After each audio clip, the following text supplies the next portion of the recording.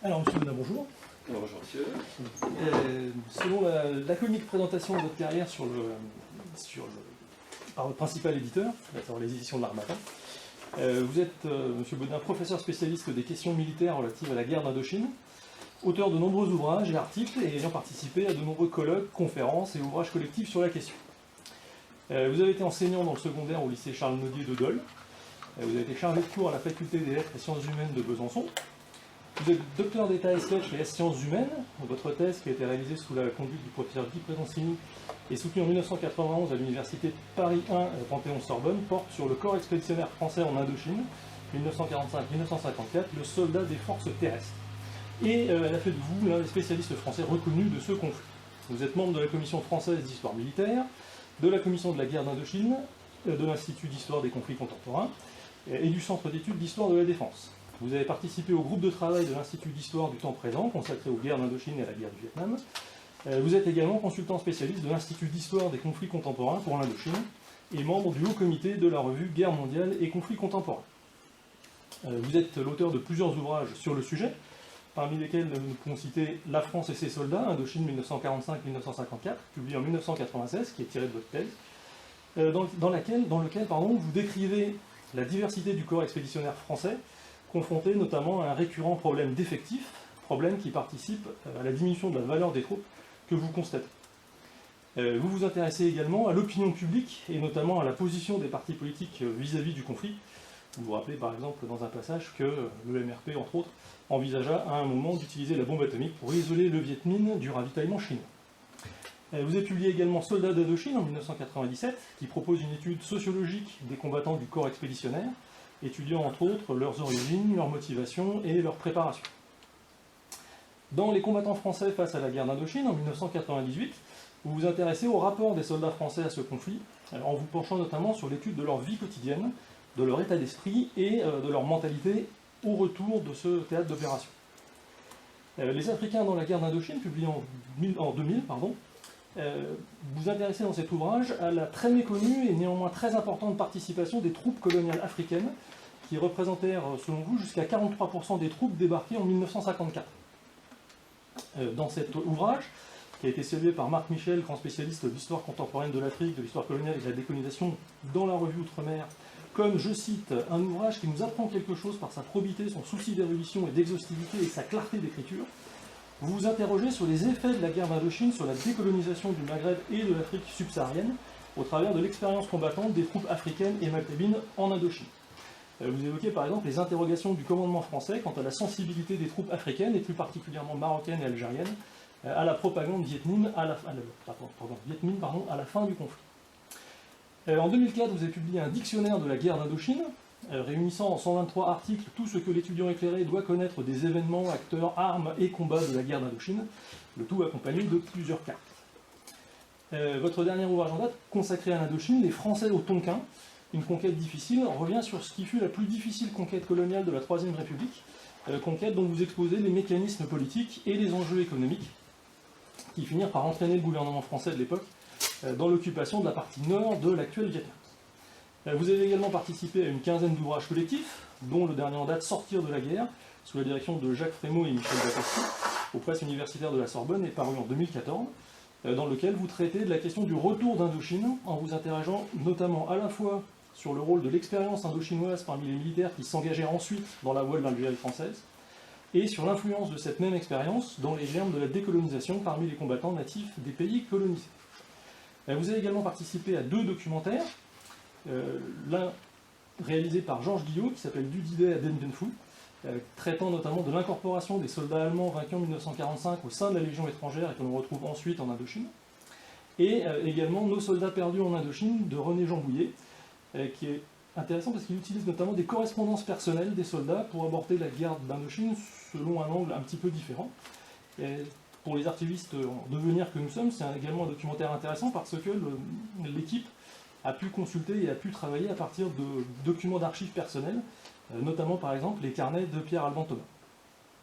Vous avez été membre du jury d'une demi-douzaine de thèses, vous avez participé à de nombreux colloques, au cours desquels vous avez abordé par exemple l'image du soldat en Indochine, dans un colloque à Montpellier en 1997, l'adaptation des hommes à la guerre, en 1998, dans le cadre d'un colloque international organisé par le Sénat, et également l'utilisation des minorités ethniques dans le corps expéditionnaire français à Londres en 2001.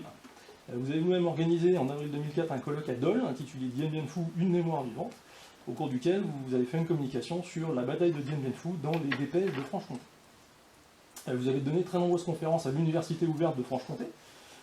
Vous êtes également passé faire des conférences à l'Université de Bourgogne à la fin du siècle précédent.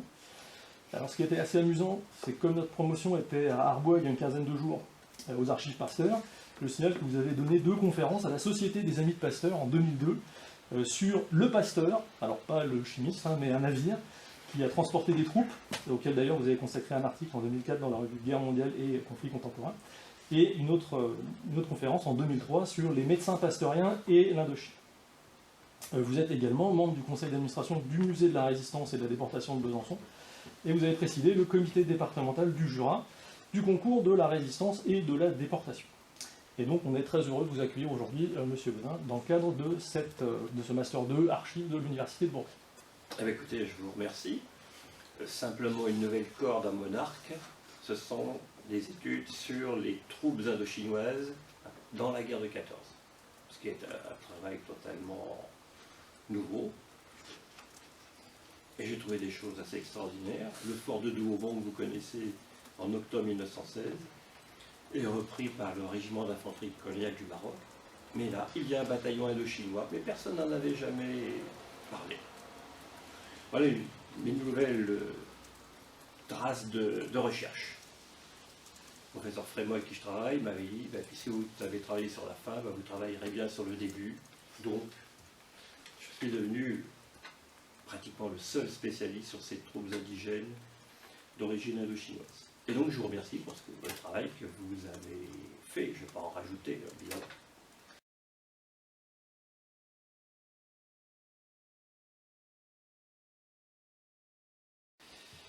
Alors mon expérience d'historien-chercheur débute mal. Au départ, rien ne me prédestine à travailler sur l'Indochine. Je suis tourangeau, et à Tours, je suis fait 2 certificats.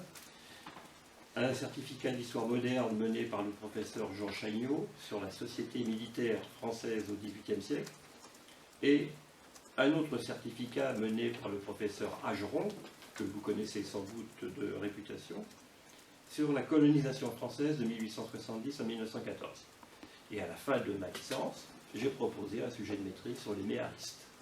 Le professeur Ageron m'a dit fantastique comme sujet, mais à Tours, ça sera un échec total. Vous serez obligé d'aller travailler à Vincennes ou à Versailles, ça va vous coûter trop cher pour une maîtrise, il faut laisser tomber. C'est là que je me suis rabattu sur le recrutement de la milice provinciale à Tours de la fin du règne de Louis XIV jusqu'à 1789. Donc c'était de l'histoire moderne. Et donc c'est mon premier contact avec les archives municipales de Tours, bien classées, et je m'aperçois très vite qu'en fait il faut combler tous les vides par d'autres archives, et je consulte les archives à ce moment-là départementales, les archives de la généralité de Tours. Et à partir de ce moment-là, c'est une véritable jubilation qui peut surprendre. J'ai absolument adoré passer des journées entières dans ces cartons poussiéreux qui me posaient des problèmes d'écriture, parce qu'au début du XVIIIe, la fin du XVIIe, moins les gens sont éduqués, plus ils écrivent mal. Et avec des surprises, des lettres demandant une exemption de service, écrites sur une carte à jouer qui avait été fauchée dans un cabaret. Parce qu'au XVIIIe, le papier est cher. Et je m'aperçois donc qu'il y a dans ces archives, de façon générale, des problèmes de classement qui ne sont pas redoutables pour une maîtrise à l'époque. Mais là, j'ai vu la relation qu'il pouvait y avoir entre archives, recherche et histoire, avec des problèmes matériels, des archivistes parfois grincheux, parfois très aimables, ça dépendait. Bien. Et donc, là, il y a une rupture, j'ai passé les concours, et après les concours, il y avait des stages pratiques, et à Orléans, vous voulez des détails, rue Royale, je tombe sur une vitrine d'un libraire, et je vois en vitrine tome 1 de la guerre d'Indochine, de Lucien Baudard, et Par le sang versé, qui est de Bonnecarrère, l'histoire de la Légion en Indochine. Je n'avais pratiquement jamais entendu parler d'Indochine dans les cours d'histoire. J'achète ces 2 livres, et je trouve ça fantastique, et je me dis, ben, ça serait intéressant de faire une histoire sociale de ce corps expéditionnaire. Et je commence à empiler les livres, et je conçois un questionnaire pour les témoins. Bon, j'ai tâtonné, évidemment, et le travail était toujours le même. J'envoyais mon questionnaire à M. X, et à la fin, il me donnait l'adresse de M. Y, et ainsi de suite. Je me suis confectionné une base de témoignages. Mais rien avec, pour les archives. 1973-74, je fais mon service militaire à l'école militaire d'Autun. Et là, je rencontre d'anciens sous-officiers d'Indochine. Le colonel commandant l'école était lieutenant en 1945 en Indochine. Et il me dit, ben, c'est formidable, quelqu'un s'intéresse à nous. Donc j'ai passé des jours avec ces gens-là à prendre des notes. Et ils m'ont apporté des lettres, ils m'ont apporté des documents que je retrouve 15 ans après aux archives, mais qu'ils avaient gardés. Donc ce sont mes premières archives. Mais je continue à travailler sur ces témoignages. À la fin du service militaire, je suis muté dans le civil à Thionville, ou plutôt à Hayange-Haut, au milieu des hauts fourneaux qui fonctionnaient encore à l'époque. Et j'écris au professeur Ageron du Tour. Et il m'a dit, oui, c'est un sujet formidable, mais moi je ne suis pas un spécialiste d'histoire militaire, je suis un spécialiste de la colonisation et de l'Algérie coloniale. Et il me donne 2 adresses, André Martel et Guy Pedroncini. Guy Pedroncini, vous le connaissez peut-être de nom, c'est le spécialiste des mutineries et du général Pétain en tant que commandant en chef en 1917. Le professeur Martel me dit, écoutez, vous avez un sujet formidable, mais vous allez complètement échouer. Les archives ne sont pas ouvertes, elles ne sont même pas classées, et vous allez avoir des tas de problèmes avec l'administration militaire.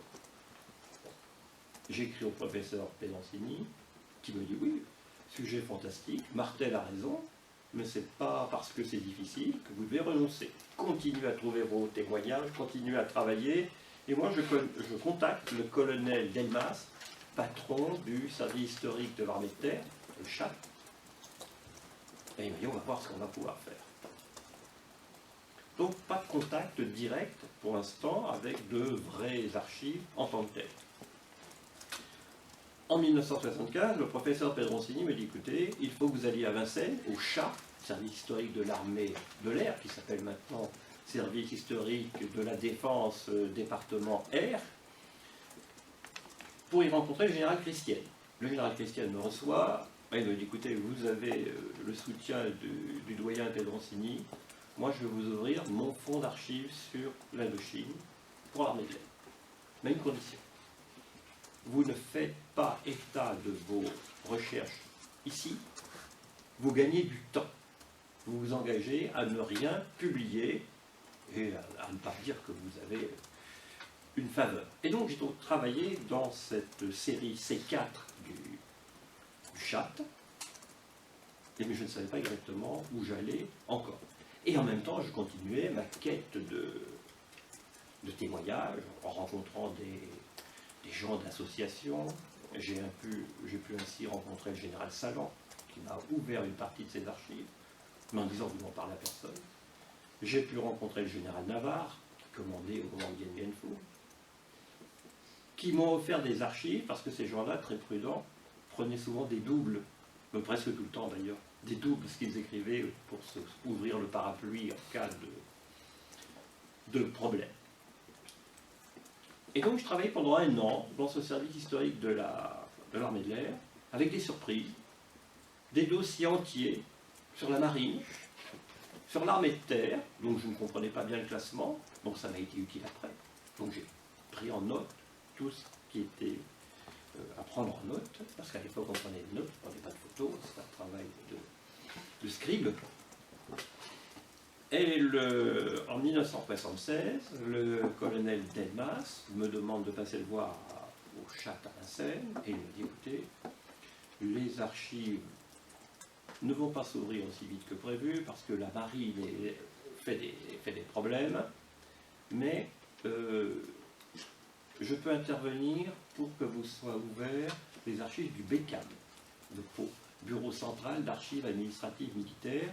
Alors aujourd'hui, ça s'appelle Centre d'archives des personnels militaires.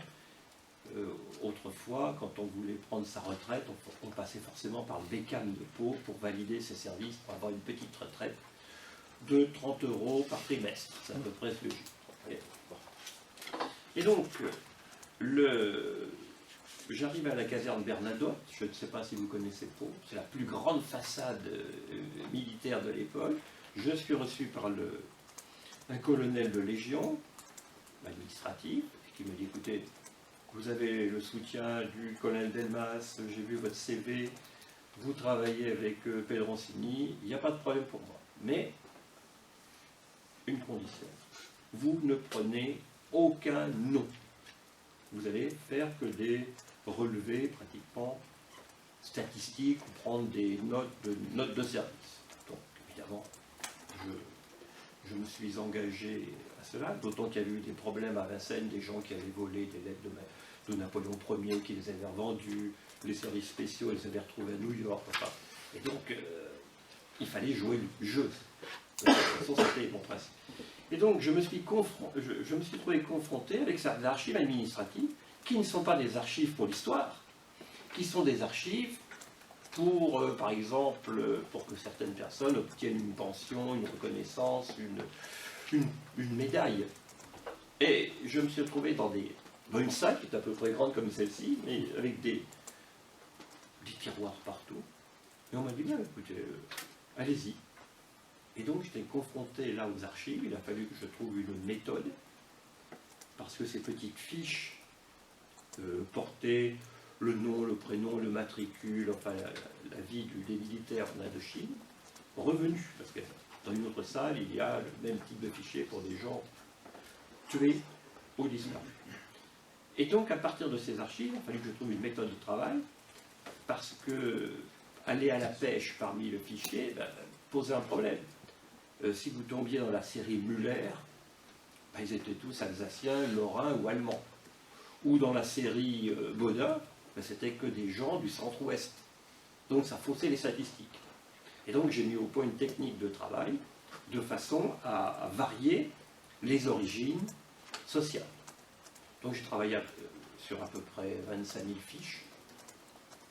Et sur même technique, 25 000 fiches d'Européens, légionnaires compris, et 2500 fiches de Sénégalais, pardon, maintenant il faut dire Africains, et de Maghrébins, de 2500 aussi. Et donc à partir de là, j'ai pu essayer de travailler sur une sociologie du corps expéditionnaire. Mais, étant donné que je passais toutes mes vacances, les petites vacances à Pau pendant des semaines, et que je travaillais de 8h du matin à 17h sans déjeuner, j'avais créé des liens avec ces personnels administratifs qui m'ont montré d'autres archives en me disant, vous les regardez, vous prenez des notes, mais aucun nom, aucune référence. Et je me suis aperçu que dans ces archives administratives, alors qui concernent la carrière des hommes, qui concernent leur temps sur les bateaux, qui concernent les blessures de guerre, les maladies, eh bien les archives étaient mal classées. Et il y avait quelquefois de véritables perles dont je ne pouvais pas vraiment me servir, mais dont j'ai gardé la trace, et cela m'a servi 10 ans plus tard à Vincennes. Donc problème de classement, je veux dire par là que beaucoup d'archives en fait n'ont pas un but historique. Et c'est aux chercheurs de débrouiller le terrain, de trouver une technique de travail. En 1982, les archives de l'armée de terre et de la marine ont été officiellement ouvertes. Et donc je me suis trouvé face à 6000 cartons. Et donc j'avais calculé qu'il me faudra à peu près 120 ans pour tout lire.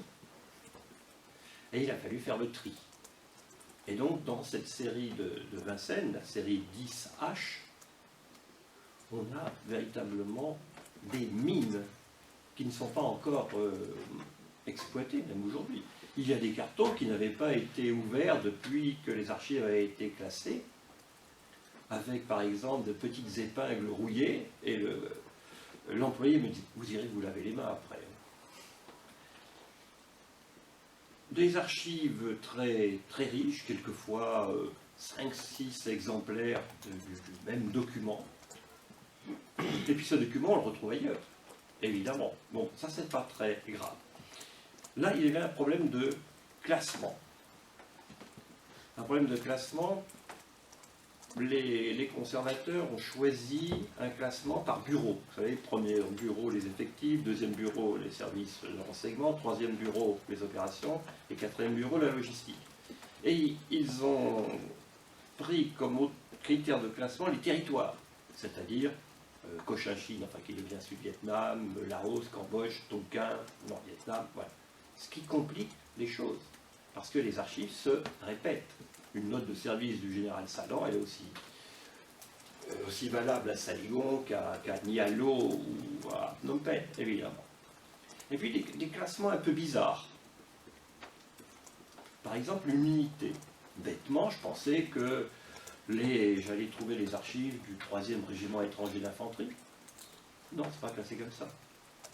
Il y a les archives des unités, mais par territoire. C'est-à-dire que si, en amont, vous ne savez pas où l'unité a servi, ben vous allez galérer pour trouver trace dans les archives. Si les archives existent. Donc, archives très compliquées, très riches, avec de véritables surprises. Quand j'ai travaillé sur les services secrets Viet Minh, on m'a d'abord demandé de faire des demandes d'interrogation. Bien, c'est réglementaire, parce que les archives, les services spéciaux de la gendarmerie le délai était de 120 ans. Alors, des choses bizarres.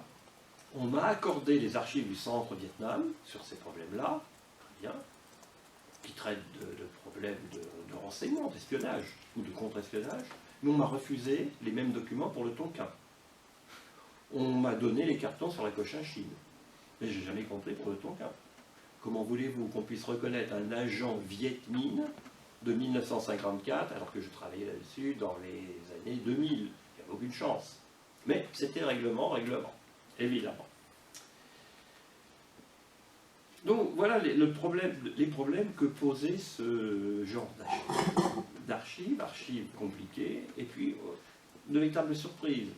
Je demande des cartons sur les services secrets Viet Minh, très bien, on me les donne.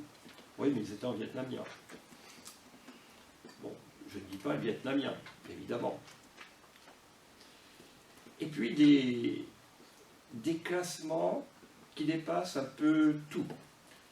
Lorsque je travaillais aux archives de l'armée de l'air, j'ai eu un carton sur un Spitfire. Vous savez, l'avion de la Deuxième Guerre mondiale. Alors on ne disait pas secret défense à l'époque, mais top secret. On m'a refusé le carton. Très bien. Même chose pour le Mosquito. Mais il suffisait d'aller au kiosque de la gare ou au bistrot d'à côté, acheter Aviation Magazine, et vous aviez tout ce qu'il fallait sur le Spitfire. Pourquoi? Parce qu'à un moment, ça devait être secret défense, enfin, ou top secret, mais on n'a pas révisé le classement des archives. Ce qui fait que, comme il y avait eu des problèmes à Vincennes, eh bien, les gens qui travaillaient ne voulaient pas prendre de risques, alors qu'il n'y avait strictement aucun risque. C'est la technique du Spitfire par rapport au Mirage 3, il n'y a pas de comparaison possible. Donc on est confronté à des problèmes de ce type-là, à des choses illogiques. Lorsque j'ai fait ma demande officielle pour travailler sur les archives de l'armée de l'air, le général Christian m'a dit « aucun problème, vous avez mon appui total, vous avez des références, vous travaillez avec le professeur Peloncini, c'est une formalité administrative ». 6 mois après, j'ai eu la réponse, c'est non. Et il me dit, je ne comprends rien. Le journaliste de, je ne sais plus, c'était peut-être Aviation Magazine, ou Air Aviation, lui a eu l'autorisation de fouiller dans les cartons. Donc on en a conclu que était enseignant devait être bien plus dangereux qu'un journaliste qui, derrière lui, avait une puissance d'un journal. Donc, des choses qui sont parfaitement incohérentes vues comme cela. Donc, le contact avec les archives est quand même difficile. Il est difficile dans la mesure qu'il y a un problème de classement, il y a quelquefois un problème de bonne volonté, et puis vous débarquez en territoire inconnu, les premiers temps, parce qu'après vous avez une certaine habitude. Et donc ça c'est pour les aventures à Vincennes qui font plutôt sourire, et qui faisaient sourire les gens de l'époque, qui ne comprenaient pas du tout ce qui se passait. Et puis vous voyez que lorsqu'il y a des liens de confiance entre le chercheur et puis l'archiviste, on a quelquefois quelques faveurs, à condition de jouer le jeu. Parce qu'il y a des gens qui ont eu aussi des faveurs et qui se sont empressés de publier des photos à caractère médical dans le Figaro Magazine. Alors évidemment, vous allez me dire, un tirailleur algérien de Dien Bien Phu ou un légionnaire, il n'y a aucune chance qu'on le reconnaisse. Et c'est un principe. Et donc quand vous passez après, naturellement, les gens sont très tatillons.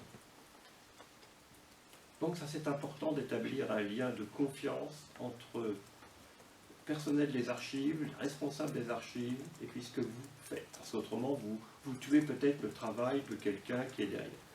Et donc, rien que dans ces archives série d'ISH, vous voyez la complexité, les problèmes de classement, où là on ne comprend pas. Et puis vous trouvez des choses bizarres. Dans beaucoup de cartons de cette série d'ISH, il y a des sous-chemises. Rien d'extraordinaire. Mais les sous-chemises sont des cartes d'opération qui ont été découpées. C'était des documents qui, en eux-mêmes, sont déjà des archives. On avait besoin de papier, on a découpé. Ou des sous-chemises qui sont faites à partir de tracts Viet Minh, qui sont d'une richesse pour ceux qui savent lire le vietnamien. Mais on voit là, à une époque, le manque d'argent des services historiques. Donc il y a peut-être des chercheurs qui cherchent, je ne sais pas, n'importe quoi, l'opération Pomogne du Tonkin. Ben, il se peut très bien que les cartes aient servi de sous-chemise. Et que quelqu'un a dit « Ah, mais tiens, voilà Pomogne ». Donc ce sont des surprises de ce type-là. Des problèmes de classement où l'intitulé du carton ne correspond pas à ce qu'il y a dedans. Des erreurs de classement. Alors ça, ce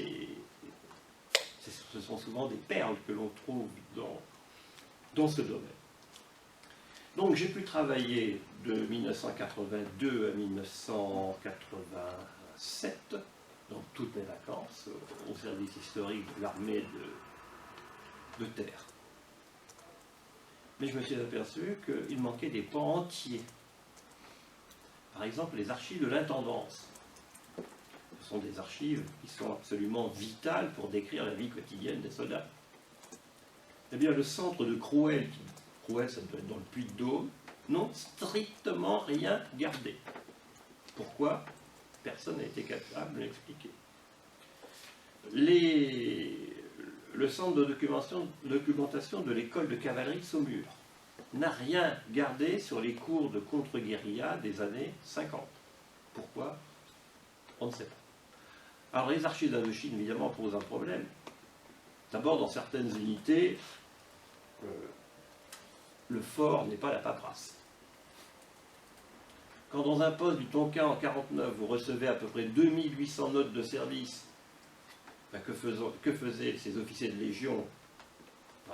Ils ne lisaient pas, surtout quand on a des notes de service sur l'interdiction des chats dans les postes.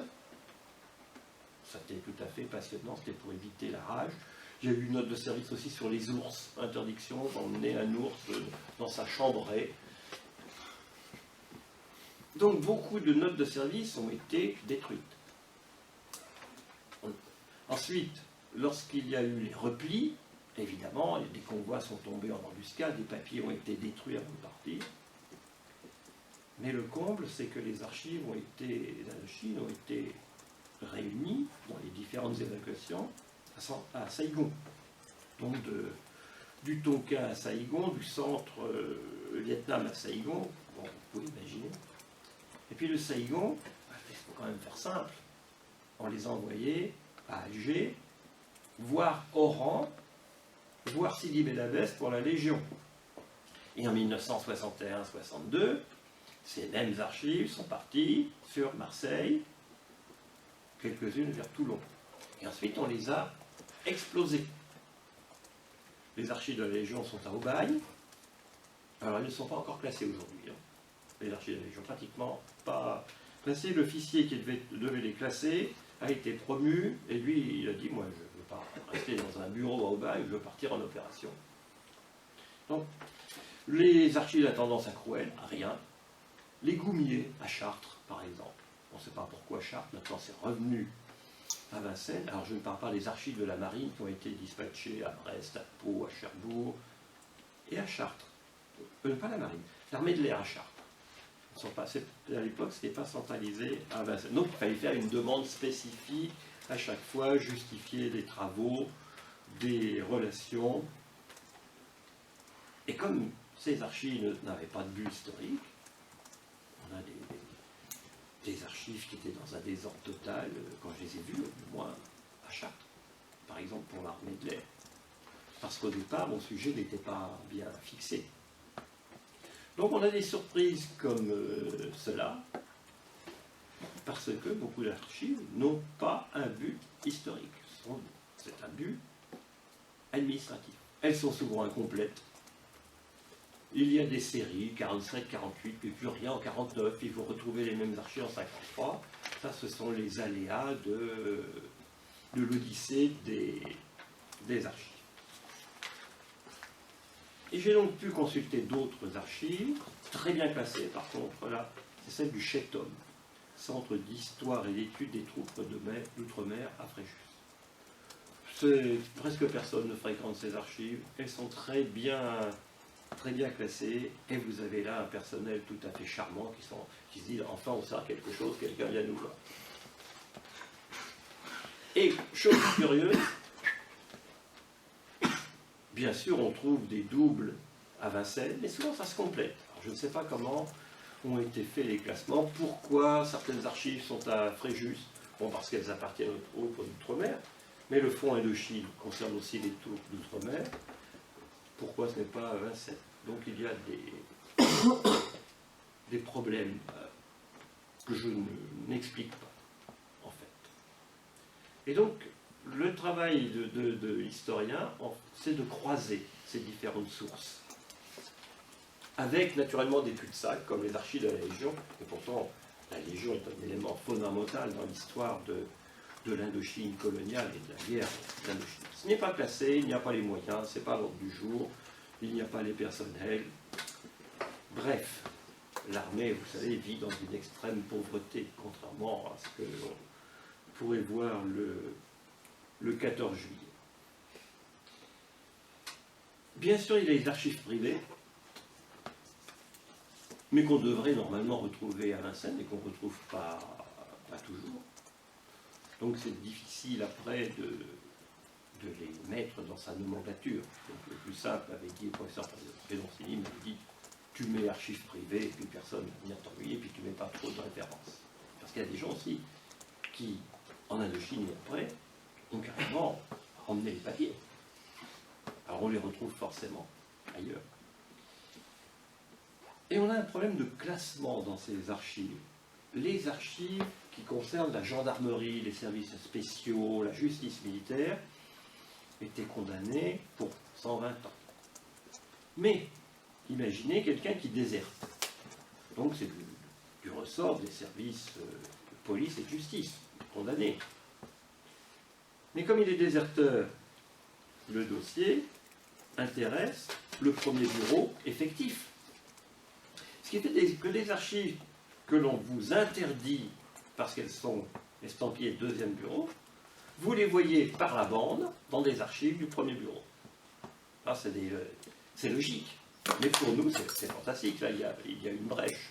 Alors naturellement, on ne voit pas tout. Certaines archives, non seulement sont réglementairement interdites, mais l'index papier, il y a quelques années, était caviardé. Donc on se doute qu'il y a des choses intéressantes, en particulier sur les exactions françaises, et puis les exactions d'ethnie, ce qui n'a pas de sens, mais il faut quand même protéger les familles. Et donc, ce croisement d'archives militaires, je l'ai fait avec des archives non militaires. C'est-à-dire que j'ai exploré toutes les revues de l'Assemblée nationale. Alors, je ne sais pas si ça s'appelle un registre, je ne sais plus. Registre, loi et décret. Donc, j'ai regardé, j'ai pris en note tous ces décrets, ces lois. C'est un travail fastidieux. Donc, là encore, ce ne sont pas les archives à but historique. Et j'ai dépouillé les archives de débats parlementaires. Vous savez qu'à l'Assemblée nationale, tout est enregistré. Quelqu'un qui dirait poil au nez, le greffier note poil au nez. Et on trouve des choses fantastiques. Nos députés sont d'une gentillesse extraordinaire. À l'époque, ils se sont traités de poubelles garnies, de vendeurs de juifs, et j'en passe. Ils se sont même battus en duel et battus, parce qu'il y a eu plusieurs députés à l'hôpital. Donc, ce croisement apporte, ce travail sur les décrets permet après d'orienter dans les archives. Parce que ces décrets, c'est la théorie. Et les archives, c'est souvent la pratique. Et quand on croise cela avec la vie des témoins, c'est encore différent. Dans ma thèse, j'ai parlé du problème du courrier, important pour le soldat.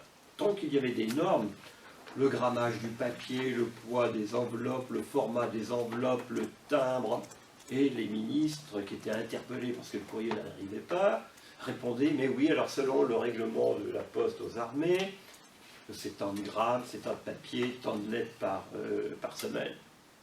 Et le général Delmas, qui était le fameux colonel, qui fait général à mon jury, c'est formidable ce que vous me dites. Moi, j'ai toujours mis sur mon enveloppe SP, secteur postal, et ma famille a toujours reçu les lettres. Donc vous voyez une différence entre la théorie stricte, la pratique administrative, et puis la réalité sur le terrain. Et donc c'est ce croisement de toutes ces formes d'archives, en quelque sorte, qui permettent de donner une idée de la vie des autres. Alors les archives sont tout à fait fantastiques, mais elles ne disent pas tout. D'où le rôle du témoin. Elles ne disent pas tout parce que beaucoup d'officiers, dans leur rapport, n'écrivaient pas tout, parce qu'ils n'avaient pas le temps, parce qu'ils n'en avaient rien à faire, puis il y avait des choses qu'on ne pouvait pas dire. Et on me l'a quelquefois reproché. On est entre adultes, n'est-ce pas? On m'a reproché de ne pas avoir parlé des blessures sexuelles provoquées par les Sénégalais sur les petites Vietnamiennes. Alors on m'a dit, mais vous ne savez pas ça, on ne voit pas ça dans les archives, mais les médecins ne sont pas sérieux, ils auraient dû expliquer ça. On a des choses assez curieuses que l'on retrouve grâce au témoin. Et quelquefois, le témoin permet d'orienter les recherches aux archives. Donc vous voyez, l'expérience est assez surprenante, quelquefois c'est désolant, mais ça n'a pas empêché que l'Indochine soit la passion de ma vie. Je dirais que c'est une vie de passion aussi. C'est une formule. Depuis 1974, je suis en Indochine, à tel point que le général Fonde, qui était l'adjoint de Leclerc, m'a écrit « Mon cher camarade, qu'est-ce que je suis content que tu t'occupes de moi, enfin de nous plutôt. » Et je lui ai répondu « Écoutez, mon général, j'ai pas fait la guerre d'Indochine, je suis enseignant. » Et après, il m'a écrit « Monsieur le professeur, vous !» Donc, ce sont des expériences très, très intéressantes avec le général Bijard. La première fois que je l'ai vu, il me dit ça manque Bodin, ça manque de femmes ici. C'était très surprenant, mais je n'en ai pas tiré grand-chose. Parce que le général Bijard est un personnage important, mais dans ma sociologie, c'était un officier comme les autres. Les archives privées, elles sont intéressantes, parce que les gens qui les ont mises de côté ont mis les pièces intéressantes. Donc le dossier du général Salan et du général Navarre était particulièrement riche, évidemment. Et donc ça m'a servi pour aller voir aux archives. Et ces archives-là, privées, sont maintenant officielles. Elles sont à Vincennes, dans la série K, je crois. Donc voilà mon expérience. Vous voyez, je pars de la milice au XVIIIe siècle, où je retrouve un milicien célèbre, Michel Bodin, et je retrouve dans les fichiers d'Indochine un Michel Bodin aussi, du centre-ouest. Donc voilà ce que je peux vous dire. Bon, je pourrais vous raconter naturellement beaucoup de petites anecdotes, je suis à votre disposition. Mais je crois que pour le chercheur, s'il n'y a pas une passion, on ne va pas loin. Évidemment, si vous travaillez sur la loi des pièces de monnaie sous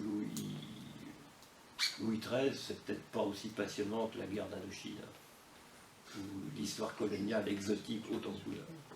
Ben voilà ce que je peux vous dire, mais bon, je réponds à toutes vos questions très, très librement. Merci beaucoup.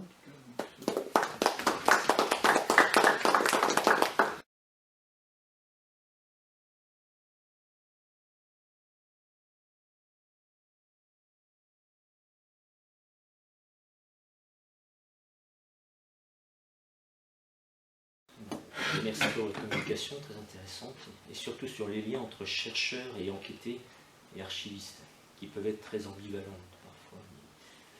Les relations peuvent être très ambivalentes. Et ce qui m'a surpris sur le début de votre carrière, quand on vous a ouvert un fonds d'archives et vous êtes engagé à ne rien publier, à n'en parler à personne et à ne prendre que des notes générales sur les statistiques, des choses comme ça. Alors ma question est-ce un contrat moral ? Est-ce que vous avez donné votre parole ou est-ce que c'était un contrat écrit déjà? Première question. La deuxième, c'est est-ce qu'on contrôlait quand même vos notes? Et une troisième question, ce serait savoir si les autorités parfois ont demandé à relire vos travaux. Il y a une relecture avant publication d'un ouvrage ou d'un article, ou si vous-même vous avez proposé une relecture de ces travaux. Très bien. Sur les relations entre oui, les je comprends chercheurs bien. et les autorités. Donc ça, c'était le problème de Pau. Donc d'abord, puisqu'on me propose un marché, et puis que moi je suis un peu comme ça, c'est un contrat moral. À partir du moment où on me demandait quelque chose, il fallait être honnête, parce que j'avais eu vent par le professeur Pedroncini de gens qui n'avaient pas été sérieux. Les types qui ont dérobé les lettres manuscrites de Napoléon Ier pour les revendre à un antiquaire à New York, je trouve que c'est scandaleux. Donc c'est un contrat moral, il n'y a pas de contrat écrit. Et d'autre part, lorsque je travaillais sur les maladies, je n'allais pas mettre Michel Bodin, le syphilis à tel endroit, à tel truc. Moi, ce qui m'intéressait, c'est soldat de première classe, à tel endroit, syphilis. Donc vous voyez ce que je veux dire? Et ça ne m'intéressait pas de savoir que... parce que ça peut être une arme dangereuse. Imaginez que je sois malhonnête et que je raconte partout que Michel Bodin a la syphilis, ce qui n'est pas le cas. Vous voyez, donc, il y a un contrat moral, un contrat écrit. Alors mon travail n'était pas contrôlé, mais de temps en temps, le capitaine venait en me disant « Alors, qu'est-ce que vous faites ?» Je regardais mes notes, puis vous voyez des tas de colonnes. Il n'y avait pas un contrôle, mais ça pouvait arriver. Mais en fait, je faisais ce que je voulais. J'étais tout seul, enfin avec les gens qui travaillaient, de 8h du matin à 17h, parce que je ne déjeunais pas à l'époque, c'était la table patient à Bordeaux à midi. Et j'ai jamais été empoisonné par qui que ce soit. Et on n'a jamais demandé, quand j'ai publié, à relire. Bon, quand j'ai publié dans la revue historique des armées, forcément le staff de la RHA a regardé. Donc, mon premier lecteur était le colonel Delmas, et il a dit à Pedroncini, mais il a fait l'Indochine, ce gars-là. Il dit c'est tout vrai ce qu'il raconte, je me retrouve. Donc ça m'a lancé, si vous voulez. Et dans certains centres d'archives, par exemple au SMIDOM, c'est le centre militaire d'information du département d'Outre-mer, la caserne d'Artois, le colonel Bataille m'a dit écoutez, personne ne va à la bibliothèque, voilà les clés, débrouillez. Et je suis rentré dans une salle avec des toiles d'araignée, au sens propre, 2 mètres de poussière. Personne n'avait jamais remis les pieds dans ces archives d'Indochine. Donc je n'ai pas été réellement surveillé, empoisonné. Par contre, il y a une surveillance à Vincennes, où là, comme il y a eu des abus, on avait droit à Vincennes. Maintenant, je ne sais pas comment ça fonctionne, c'est sans doute pire. Vous n'y aviez droit qu'à un stylo et des feuilles. Puis de temps en temps, regardez, et vous mettiez votre cartable dans un petit coffre. Parce qu'il y a un problème, hein, comme les gens n'ont pas été sérieux, ou plutôt, des gens qui avaient des faveurs sortaient des cartons sans le lire, donc ils ont mis des pastilles sur les cartons, avec un portique. Et naturellement, vous étiez en train de travailler là, et vous entendiez la sirène parce qu'un employé avait oublié le badge. Donc j'ai pas vraiment eu de contrôle, pas vraiment. Mais j'ai joué les jeux parce que ça me semblait important pour les gens des archives et puis pour les gens qui viennent après. Parce que les abus, c'est comme toujours, hein, quand il y a des abus, on resserre les boulons et on ne voit plus les choses. Voilà. Est-ce que ça répond à votre question? Oui, oui. Est-ce que vous nous aviez dit que vous avez fait des reproches, donc c'était pas de la part des autorités, de l'armée? Des reproches sur sur les Sénégalais, par exemple. Ah oui, on m'a fait des reproches, comment dire, de contenu. D'accord. Parce que j'avais pas osé parler de la virilité des Sénégalais. Enfin, j'étais plus jeune, donc maintenant je le ferai. C'est pas important. Il faut faire attention. Il faut faire attention. Là, j'ai commis un article sur la préparation des troupes sénégalaises, enfin noires, pardon, mais qu'on appelait sénégalais à l'époque. L'article a été refusé parce que je disais qu'elle n'était pas préparée, que ces pauvres gars n'étaient pas préparés. Et la réponse a été on ne peut pas écrire ça, vous avez raison, mais on risque de vexer les militaires des armées africaines actuelles. D'accord. Le comité de lecture de... Voilà. Ce qui n'a aucun sens, mais bon, c'est comme ça. On ne peut pas forcément maintenant écrire ce qu'on veut. C'est comme pour la plaisanterie. Hein. Coluche sera en prison, aujourd'hui, aura un procès sur le dos. Pas d'autres. Hein.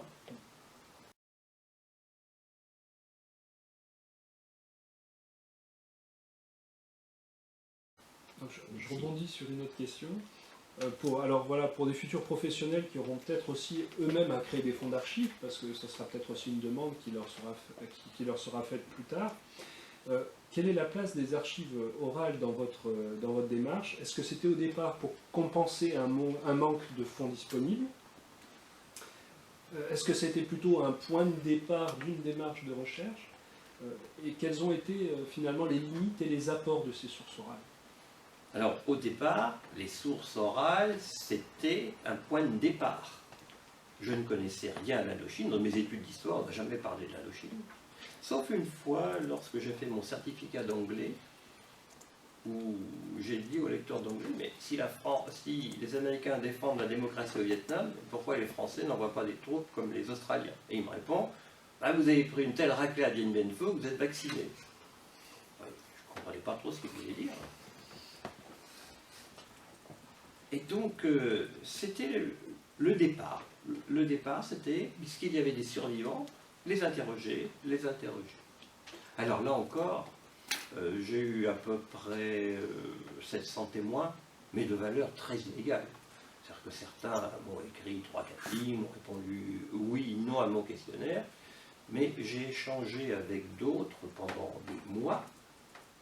Par exemple, Christophe Alva, il connaît ce nom, avec le capitaine Mattei, qui est un comte de terre de la Légion, c'est pas un dieu de la Légion, mais pas loin, avec d'autres. Et j'ai pu avoir une multitude de renseignements. Donc, inégalité de ces sources orales, elles permettent quelquefois de combler les trous dans les archives, elles permettent d'orienter, et puis dans une thèse, c'est la note un peu vivante. Les archives sont quelquefois très sèches, très abruptes, et donc le témoin apporte quelque chose de différent. Et puis il y avait le contact avec ces gens-là. Beaucoup étaient absolument heureux qu'on parle enfin des soldats d'Indochine, parce que, vous savez, les communistes leur ont craché dessus au propre figuré, et puis d'autres. Hein. Et puis, vous savez, quand je disais que je travaillais sur la guerre d'Indochine, j'étais pas loin d'être un affreux fasciste réactionnaire. Hein. L'histoire militaire était très mal vue, très très mal vue. Hein. Et puis en plus, quand on est dans l'enseignement, un certain nombre de militaires n'étaient pas très contents et ont refusé de me parler. Moi, on m'a dit une fois d'aller coucher chez Mao. Et le président de section m'a rattrapé dans la rue à Quevilly en me disant « Vous occupez pas des cons, moi je m'en occupe ». Après, j'ai eu quelques ouvertures. Et voilà. Donc les archives orales sont utiles. Et ce qui est malheureux, c'est qu'elles sont perdues. J'avais proposé à l'association qui voulait chapeauter toutes les associations d'anciens d'Indochine, de créer un fonds, à la fois pour des témoignages oraux et puis un fonds d'archives. Donc c'est à l'époque M. Beuclair qui s'occupait de ça, et la réponse a été simple. Vous en occupez. Et comment voulez-vous que, enseignant ou en Lorraine ou à Dole, je puisse trouver des locaux, des moyens pour consulter ces archives, enfin pour créer ce fonds d'archives. Résultat, on peut dire que la mémoire orale des anciens d'Indochine n'existe plus, et on a perdu sans doute des centaines de milliers d'écrits, de lettres, de ce qu'ils ont rapporté, de petits livrets, de petits livrets par exemple sur l'hygiène. Alors Christophe Lafaille a eu la chance de trouver quelque chose sur les mines que je n'ai jamais trouvé aux archives. Et donc on discute, et il me dit, ben voilà, moi je l'ai cherché pendant 40 ans, cette chose-là. Donc c'est important le témoignage oral. Très important. Et cette mémoire est perdue. Est-ce que ça répond? Il est indispensable de garder le vécu des hommes. On a des surprises. Récemment, mon dernier travail, on m'a envoyé un carnet de bord d'un gendarme en 1947 qui n'a pas fait un séjour complet parce qu'il a eu un problème circulatoire. Et bien ce gendarme va à contre-courant de tout ce que la plupart des anciens Indochine m'ont dit. Lui, il en avait par-dessus la tête des jaunes, du riz, du temps chaud. Lui, ce qu'il voulait, c'est retrouver sa région mancelle avec cette bonne tartine beurrée au sel, au beurre de micelle. Vous voyez, un témoignage qui n'est pas habituel, donc qui a été publié dans la revue historique des armées. D'où l'importance du témoignage oral. Mais maintenant, on va avoir un problème. On en a parlé avec Christophe. Beaucoup d'archives sont mortes. Avec le smartphone, avec même l'informatique, on va perdre beaucoup de choses. Beaucoup de choses. Et c'est un vrai problème. Je ne sais pas comment l'armée va travailler la question. Tandis qu'à l'époque de la guerre d'Indochine, et donc force heureuse du XVIIIe siècle, tout était écrit, ça se perdait un peu moins. Là, c'est un vrai problème pour les archives.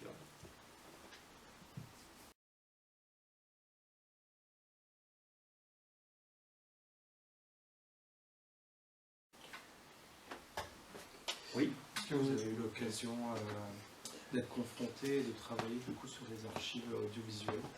Non. Non, pas du tout. Une seule fois, justement, dans ce film qui est passé sur la 3, Lettres d'Indochine, nos soldats perdus. C'était pas mon propos. D'accord. C'est-à-dire que j'en ai vu un certain nombre de choses, mais moi je travaillais sur les archives papier. Mais en regardant un film, je disais, ah bah oui, Voilà, c'est exactement le chapeau de Brousse.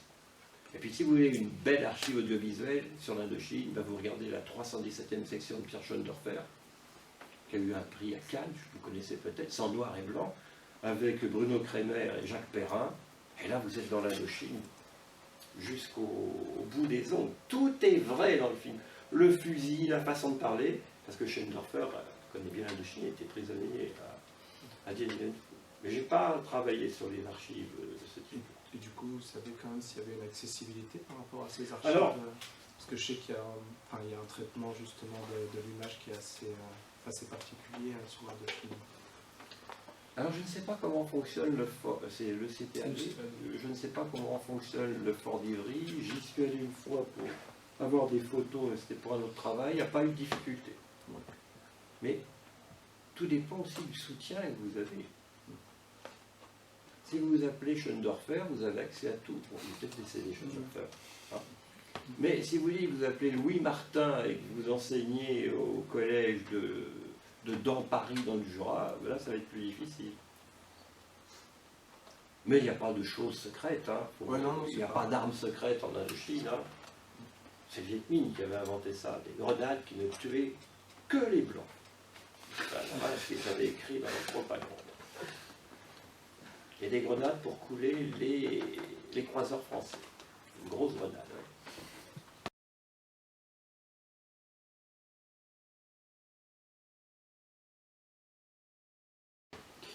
Juste pour revenir sur les témoignages oraux, est-ce que vous avez eu des témoignages de Vietnamiens ou vous cherchez à en avoir? Parce que je suppose que c'est pas la même conception des choses en fait. Non. D'abord, je ne parle pas vietnamien. Et deuxièmement, j'ai rencontré des Vietnamiens au colloque de 2004, colloque sur Dien Bien Phu. Et le contact était difficile. Parce que ces gens d'Hanoï, généraux ou professeurs, ont parlé à peu près librement dans la grande salle, le grand amphi de l'école d'état-major, l'école de guerre, le grand amphi, Joffre. Genre, c'est l'école. Non. Mais, dès qu'ils ont terminé leur travail, le responsable de la délégation vietnamienne a fait un recadrage. Et moi, je me suis dit, tiens, c'est le même discours que les commissaires politiques dans les camps. Donc, on n'a pas eu d'échange. En revanche, j'ai eu des échanges intéressants avec les Chinois, qui parlaient librement. Donc, en fait, je n'ai pas cherché. Et de toute façon, ils n'auraient raconté que ce qu'ils voulaient. Parce que l'histoire, surtout dans ces années-là, dans la République démocratique du Vietnam, c'est une histoire officielle, d'autant plus qu'ils étaient en guerre pratiquement au propre avec la Chine. Donc c'était la vulgate de la République démocratique du Vietnam, le pro-russe. Donc j'ai pas eu de contact avec eux, très peu. De toute façon, ils ne parlent pas. Ils arrangent leur...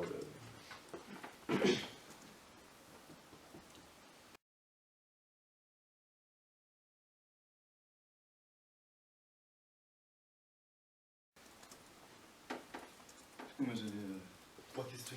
Oui. Je sais que vous avez dit que les archives ont été. Les Français sont partis en 56. Même avant, Oui, enfin, ça a commencé en 56, je crois que 56, le dernier. les derniers, oui. Qui débarque. Et qui embarque.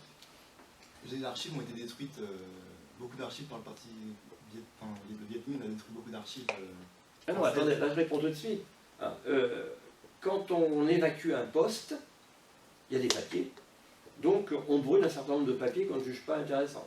Et qui pour l'historien sont intéressants. C'est mis en carton, en caisse, et il se peut très bien que le convoi tombe dans une embuscade. Donc ce n'est pas la volonté de détruire les archives, c'est le fait de guerre qui détruit le camion ou les camions qui transportent les archives. D'accord, ce que j'ai vu tout volontairement, ils avaient détruit des sources françaises, les archives françaises. Alors il y a eu des destructions volontaires d'archives en Indochine, et c'est très particulier. Il y avait des maquis de contre-guérilla montés par les services secrets français. Et ces maquis de contre-guérilla ont anéanti plusieurs régiments chinois, alors que les Chinois, officiellement, n'intervenaient pas au Tonkin. Bon. Le général Salan a ordonné, pour éviter les complications diplomatiques au moment de la guerre, qu'on détruise absolument toute trace. Donc là, il y a eu une volonté officielle de détruire ça. Alors naturellement, on trouve des choses. Alors, le colonel David, qui a travaillé sur la question, a trouvé des choses. C'est effectif, il y a eu là, c'était un ordre, on détruit tout pour éviter, évidemment, presque une troisième guerre mondiale. Donc il y a des archives qui ont été volontairement détruites.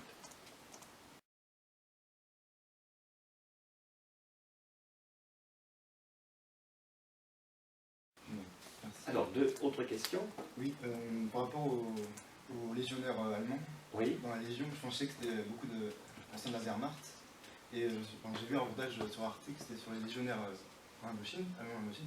Et par rapport, est-ce que vous pouvez quantifier le nombre de légionnaires allemands qui sont passés des Viet Minh?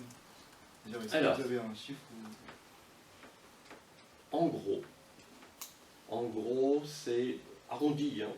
Il y a eu 60 000 légionnaires qui sont arrivés en Indochine. Mais, il faut bien voir, ces 60 000 légionnaires bruts, certains font 2 séjours, à peu près un quart, et 5% font 3 séjours. Donc en réalité, ça fait plus de légionnaires, si vous voulez, sur le terrain. Alors, il y a des gens qui désertent. Mais le problème, pour l'instant, c'est qu'on ne sait pas quelle est la nationalité des déserteurs, qui sont des archives qui sont interdites.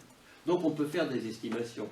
On peut dire, grosso modo, compte tenu des effectifs de la Légion, il y a eu à peu près 1500 déserteurs, peut-être un peu plus.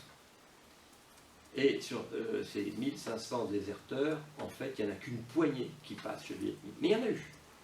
Il y en a eu des gens très instruits qui sont d'antifascistes, qui ont déserté dans les années 45-46, qu'on appelle les doctors, des légionnaires mal engagés, des gens qui pensaient pouvoir retrouver des Japonais, parce qu'en 45, il y a des Japonais qui se battent dans le camp Viet Minh, beaucoup, et qui se disent on va continuer la guerre, et qui passent au Viet Minh, qui désertent et passent au Viet Minh. D'autres passent au Viet Minh parce qu'ils ont fait une grosse sottise, c'est la majorité, ce sont des gens qui ont tué, qui ont violé, enfin bref, qui ont eu des histoires pas possibles. Et puis un certain nombre d'autres désertent parce que le Viet Minh, dans sa propagande, le service secret spécialisé, le Sichuan Viet Minh, dit écoutez, si vous désertez, on va vous rapatrier dans vos pays qui sont contrôlés par de vrais démocrates.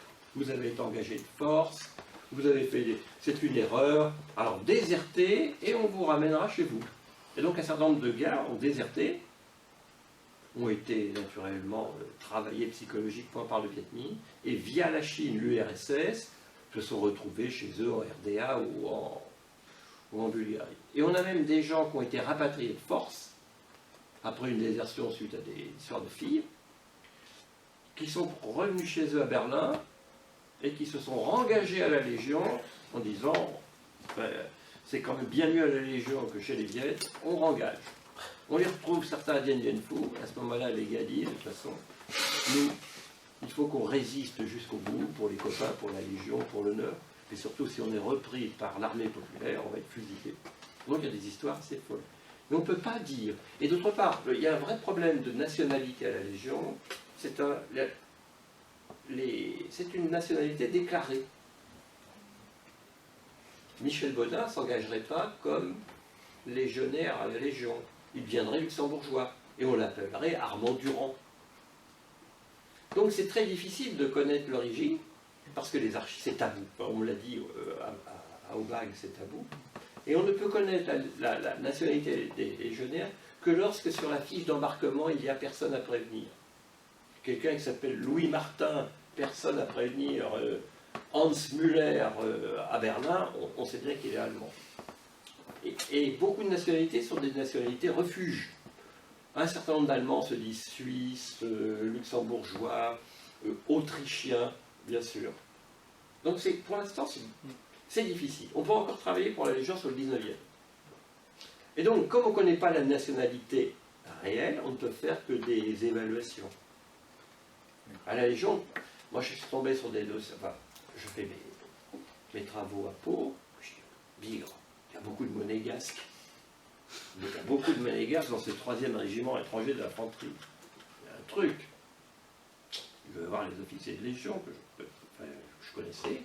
Après, ils me disent, mais ça, c'est une bêtise de légionnaire qui devait être bourré, ou ce sont des nationalités refuges. Eh bien, l'origine n'est pas là. C'est qu'en 1941, les commissions d'armistice allemandes ont demandé aux Français de leur livrer 200 ou 300 noms de soldats allemands engagés à la Légion pour les juger. À la Légion, on ne rend pas. Vous connaissez le film avec Fernandel, de la Légion, non? Ah, bon. Et donc, l'administration de la Légion a maquillé toutes les origines. Donc, il y a des gars sur les fiches comme nationalité Charlemagne. Et puis une masse de monégasques, et ces 200 ou 300 gars ont été exfiltrés d'Algérie par le Maroc, par l'AOF, et ont été débarqués en Indochine, ont été mutés au 5e régiment d'infanterie. C'est le dernier enfant de la Légion. Mais lorsque les Japonais ont attaqué le 9 mars 1945, un certain nombre de ces légionnaires ont survécu, sont passés en Chine, et ont réintégré ensuite le corps expéditionnaire. Donc parmi eux, beaucoup de monégasques. Voilà comment j'ai trouvé le... Mais je ne l'ai pas trouvé tout de suite. Il s'est passé plusieurs années avant que je trouve la solution. Donc voilà comment je peux vous... Ouais. Mais en gros, un légionnaire sur 2 en Allemagne, en Indochine, est d'origine allemande. Même si, officiellement, dans une compagnie de légion, il ne peut pas y avoir plus de 30% d'une même nationalité. Ils étaient 80% à peu près, à cette époque-là, la Légion. Ah non, pas tant que ça quand même. Pas tant, ça dépend des moments. Officiel, après des pertes peut-être. Ponctuellement, oui, mais globalement, non. Bonne moitié. Sans compter que les vrais Allemands sont de faux Autrichiens, de faux Belges et compagnie. Mais il se peut que ponctuellement, ils étaient nombreux, puisque Mattei m'expliquait qu'en 1946, ils ont cassé les compagnies pour éviter que les noyaux anciennement nazis se recomposent. Et ils ont dispatché un peu tous ces hommes-là. Non, ça c'est compliqué la Légion.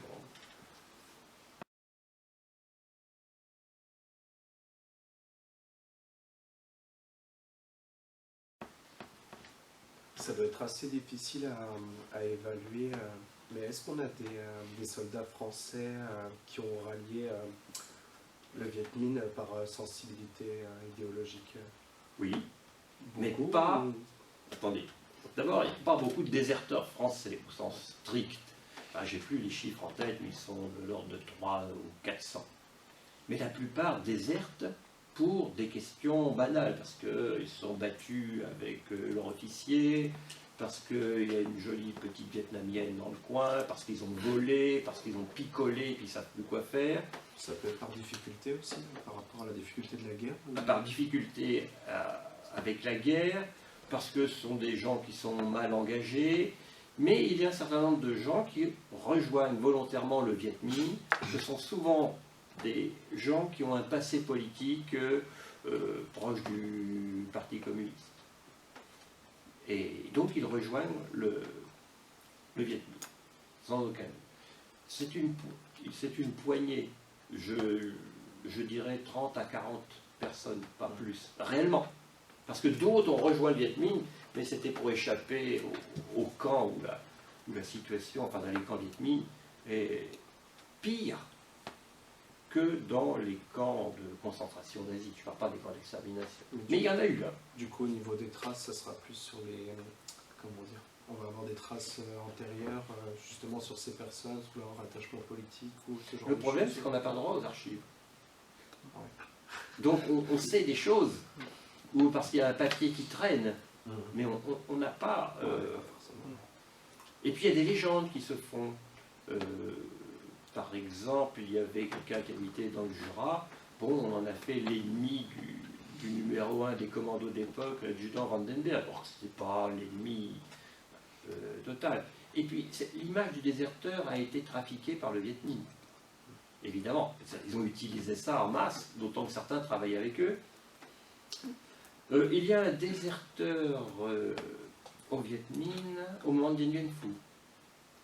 Alors certains disent oui, c'est quelqu'un qui a passé les plans au Viet Minh. Non, en fait, il déserte parce qu'il avait une enquête sur ses activités pendant la Deuxième Guerre mondiale. Donc c'est très compliqué la désertion.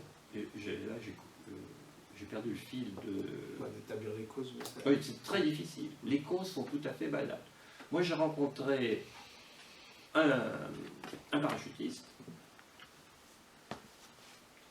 qui m'a dit « J'ai déserté au Viet Minh parce que les copains m'ont laissé mort sur le terrain. » Alors, il est exceptionnel que le Viet Minh ne liquide pas les blessés. Lui, par je ne sais quel miracle, a été épargné. Puis il a dit bah, « Écoutez, hein, moi je reste avec vous. » Puis il est revenu en France en 1962 avec l'amnistie. Donc on n'a pas les dossiers, on a les témoignages. Donc oui, le Viet Minh a grossi cette affaire. Le Viet Minh a un service de propagande qui dépasse tout. Je tombe sur un tract de propagande sur une opération que je connais, et le Viet Minh dénonce les viols. Je ne dis pas qu'il n'y en a pas eu de viol. Mais j'ai fait mon petit calcul. Il aurait fallu que tout soldat français viole 7 filles à l'heure pendant 24 heures. Les Français sont célèbres, mais quand même.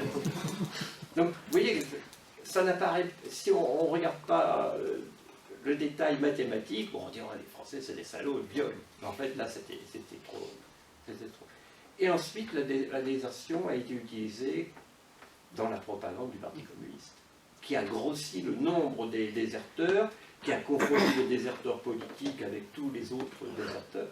Parce que beaucoup de guerres ont été déserteurs, tout simplement parce qu'ils ont fait une virée, ils ont dépassé leur sol, complètement bourrés, dans un coin, ils ne rentrent pas au bout du délai réglementaire, à ce moment-là, ils sont déserteurs. Ils reviennent après, comme ils peuvent, s'ils ne sont pas tués par le Viet Minh au passage. Mais en fait, ce ne sont pas des déserteurs, c'est des soldats en goguet. Mais il y en a eu. Et certains ont eu un rôle important, très peu, auprès du Viet Minh. Et naturellement, on a monté ça en épingle. Donc il faut voir là-dessus les soldats blancs de Chi Minh, de Jacques Doyon. C'est un livre qui a une trentaine d'années. Mais ce n'est pas un livre historique. On a fait parler les gens. Et donc, il y aura peut-être des choses à voir.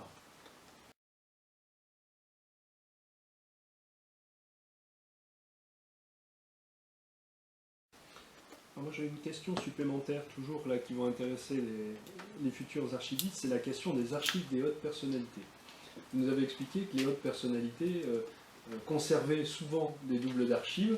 Alors ça, c'est quelque chose qu'on constate souvent aussi dans les archives publiques, enfin, un phénomène d'appropriation des archives par des hautes personnalités qui oublient finalement que dans l'exercice de leurs fonctions, ou pour d'autres raisons, vous nous présentez pour se garantir d'un certain nombre de choses, conservent des archives publiques.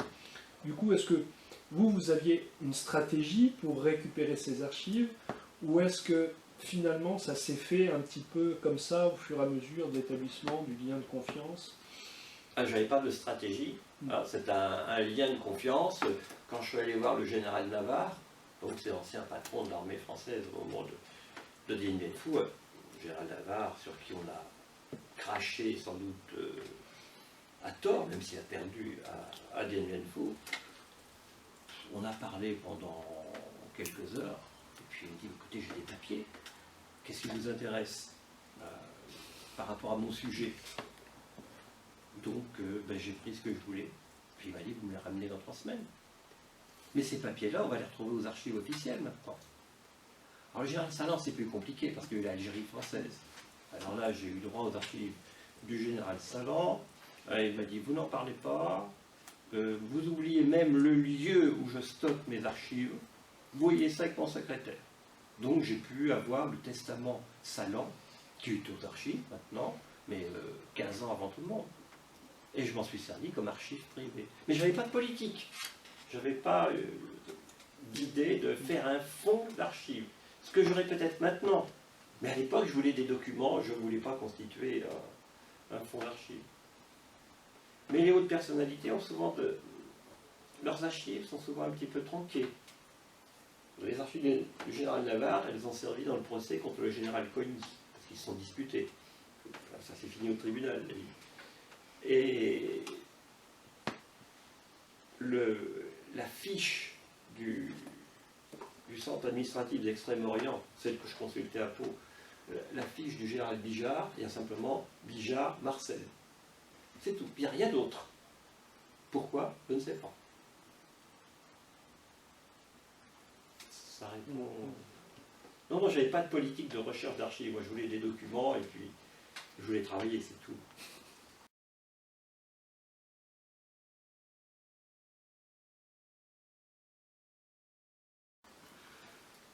Oui. Oui, par curiosité, est-ce que vous savez si les archives des Viet Minh, ont été constituées? Est-ce que vous parlez dans vos articles d'une bureaucratie très importante, par exemple pour les services de renseignement, un empilement bureaucratique?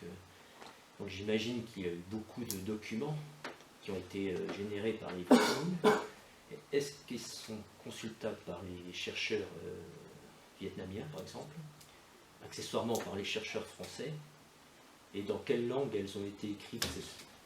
Je me posais la question, est-ce que parfois le français servait de langue pour les Viet Minh? Alors, c'est une question un peu difficile. Il y a des cartons d'archives Viet Minh, ou de l'armée. Alors le Viet Minh, c'est l'organisme politique. Hein. Oui. En fait, c'est l'armée populaire du Vietnam. Parce que ces archives ont été raflées en cours d'opération. Donc j'ai eu ces cartons-là, pour moi, complètement utilisables. Donc, quelqu'un qui saurait où sont ces cartons, et qui lit le vietnamien, pourrait se plonger dedans. Le Viet Minh, de toute façon, a une habitude, comme tous les pays communistes, on écrit sur tout. C'est sans doute consultable à Hanoï. Mais comment? Parce qu'il ne faut pas oublier que dans la République démocratique du Vietnam, l'histoire, ça fait partie de la propagande. On ne peut pas faire ce qu'on veut. Et aujourd'hui encore? Ben, je suppose. Alors il faudrait demander à un de mes collègues, Pierre Journoux, et je ne suis pas sûr qu'on ait accès à ces archives-là, parce que souvent les archives servent dans des luttes internes.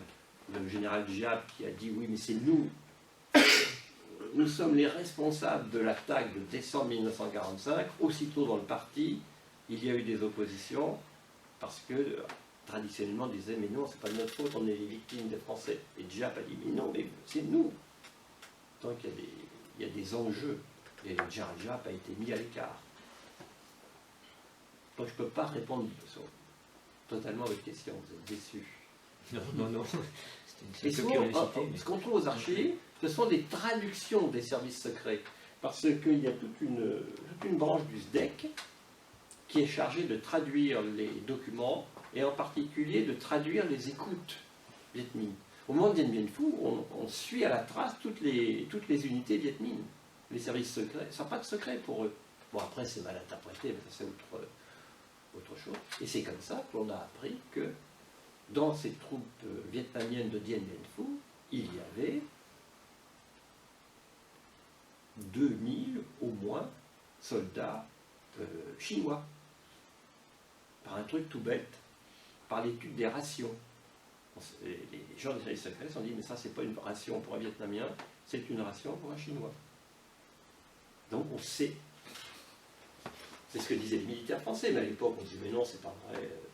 Maintenant on sait qu'il y avait des Chinois qui ont combattu avec les Vietnamiens. Et en 2004, les Vietnamiens l'ont à peu près reconnu, mais timidement. Voilà, donc ça, on a des choses, mais souvent c'est des traductions, des morceaux. Je ne peux pas vous en dire. Le Viet Minh écrivait en viet ou alors en vietnamien, oui.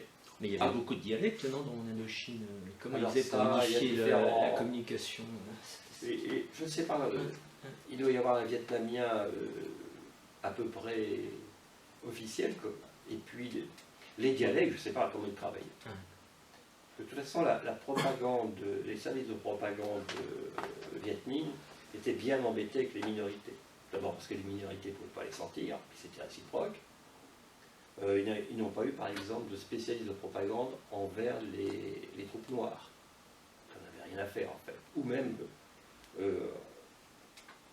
envers les troupes nord-africaines. Même s'il y a des nord-africains qui ont déserté, ont travaillé pour le Viet Minh, se sont heurtés à ce de problèmes. Et c'est vrai qu'il y a entre le vietnamien du Cochinchine et le vietnamien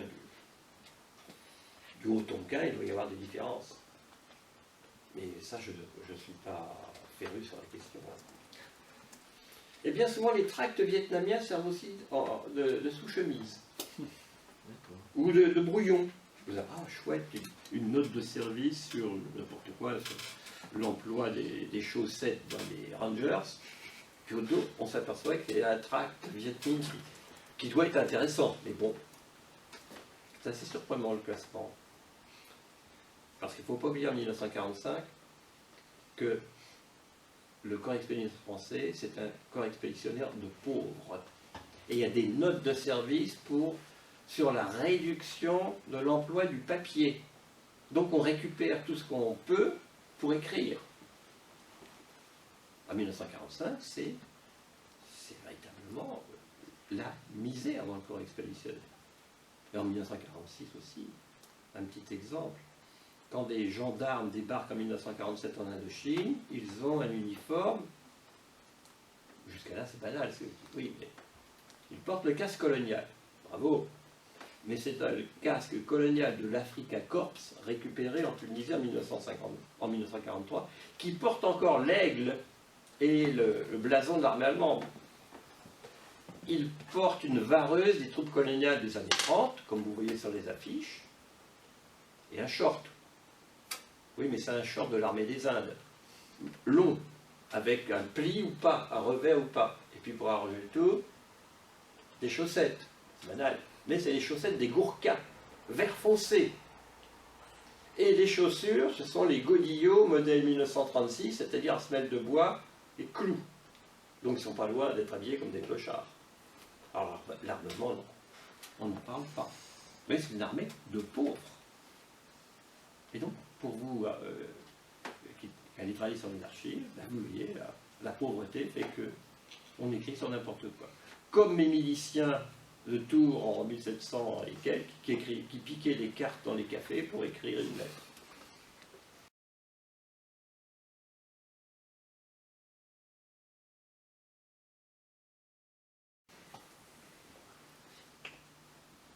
Quels sont aujourd'hui les fonds qui sont encore à étudier sur la guerre d'Indochine?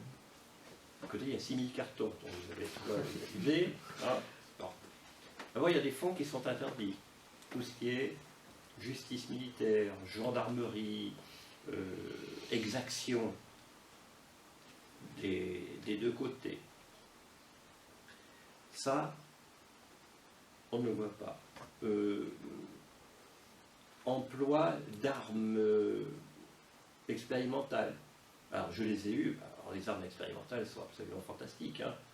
Des types qui demandaient que l'on largue sur Dien Bien Phu des bouteilles pour qu'elles se cassent au sol, bouteilles de verre, et comme ça, le Viet Minh qui marche pieds nus se couperait les pieds. Alors, ça, c'est des armes spéciales quand même. Hein. Et donc, à un moment, ça a été interdit, ce carton. Oui, il n'y avait quand même pas de quoi fouetter un chat. Il y a beaucoup de choses à faire sur les unités, parce qu'on a beaucoup travaillé sur la guerre d'Indochine, on a beaucoup travaillé sur l'aspect politique, parce qu'à l'époque, c'était ça. Et donc j'ai été précurseur, donc, Yvan Cadeau, qui est un spécialiste, m'a appelé le pionnier. Je me suis intéressé non plus à l'histoire bataille, l'histoire politique, peu, mais aux gens qui faisaient la guerre. On parlait de Dien Bien Phu, de l'opération Atlante, mais on ne parlait jamais des hommes. Donc il y a encore un gros travail à faire sur les hommes. Bon. Il n'y a pas de thèse, par exemple, sur les Marocains, les Algériens, les Tunisiens. Là, on vient d'avoir une belle thèse sur le Cambodge, mais le soldat cambodgien n'est pas vraiment étudié. Alors c'est normal, hein, les archives sont exceptionnellement rares. Et puis on s'est là, à un moment, la moitié des écrits portaient sur les parachutistes et la Légion. Alors c'est vrai que là, on a de quoi raconter, puis enfin, il n'y a pas que des défaites. Mais il n'y a pas eu de travaux, par exemple, sur l'intendance, sur ces armes indispensables. Il n'y a pas eu de thèse sur le train. On a eu une thèse d'Yvan Cadot, vraiment, ça c'est la grande spécialité de M. Lafaille, le génie, c'est vraiment très bien. Il y a eu une thèse sur l'aviation, mais c'est tout. Donc il y a des tas de choses encore à faire.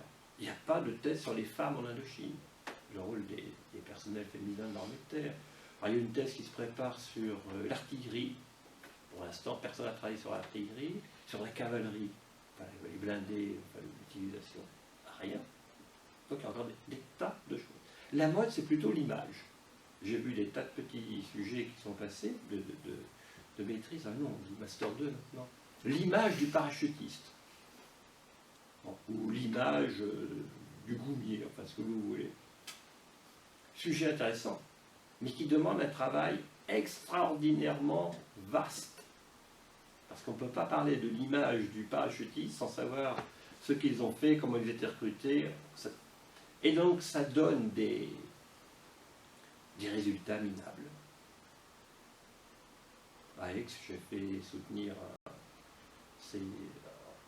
un diplôme de fin d'études, non ? Master 2. Un Master 2 sur le jaunissement de la Légion. Ben, j'ai cru que c'était du Baudin 2. Mais je vous assure, le type, il avait repris mes travaux, puis il avait enlevé les références. Ça, c'est bizarre. Donc il y a encore énormément de choses. Mais ce ne sont pas des sujets à la mode. Vraiment, il y a eu un regain d'intérêt pour l'Indochine au moment de 2004, au moment de Dien Bien Phu, où on a ressorti des vieux livres, on a travaillé. Mais ça n'intéresse pas beaucoup. Il n'y a pas de thèse actuellement en cours de soutenance ou en préparation. Ah si, il y a une thèse sur le Tonkin qui commence juste. Et c'est le hasard. Non, ce ne sont pas des sujets à la mode.